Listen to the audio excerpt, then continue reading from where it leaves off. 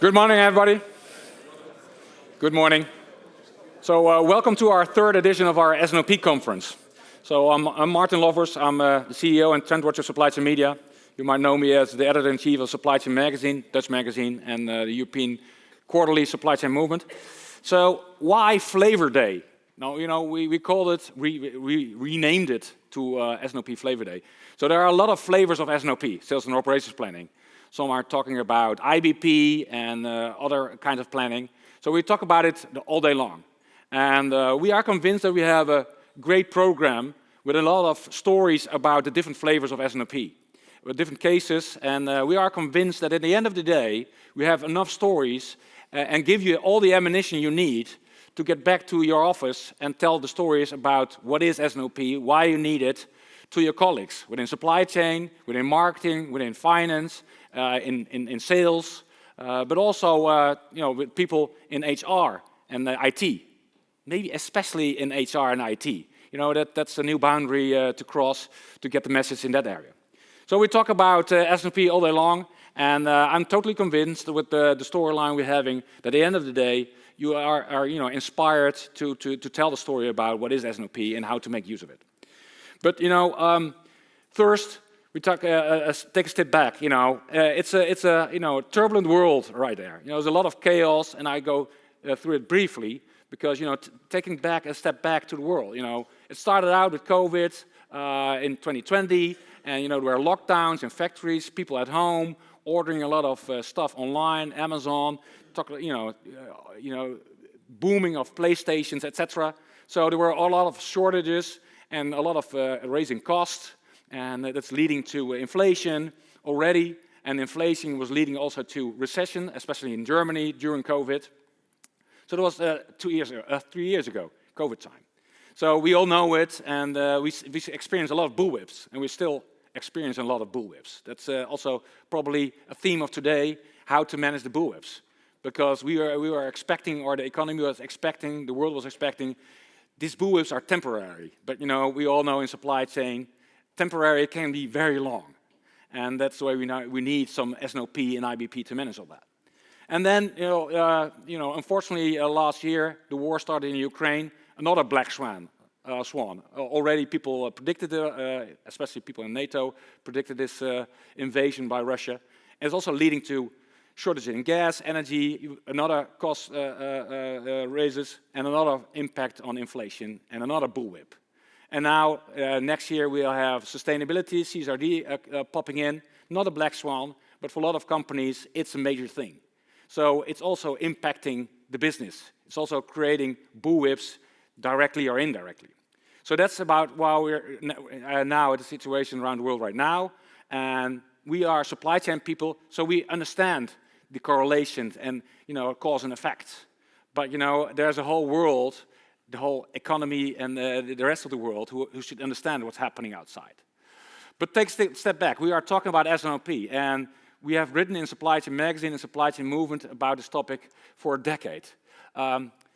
This is the figures from Laura Cicera last year. So she did a survey about what are the gaps in visibility.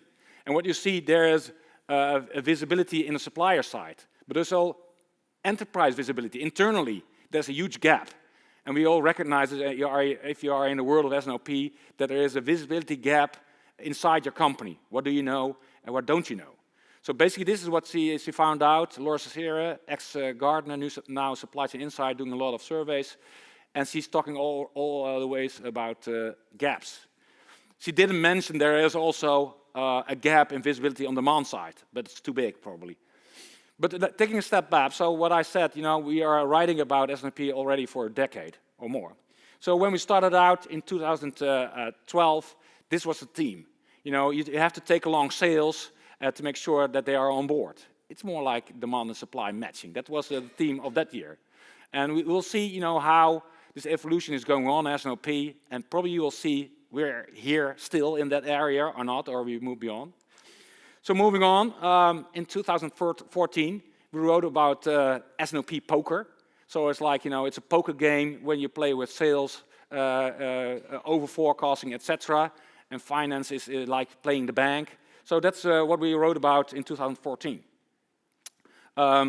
And you know what it stated, a lot of companies are using Excel at that time.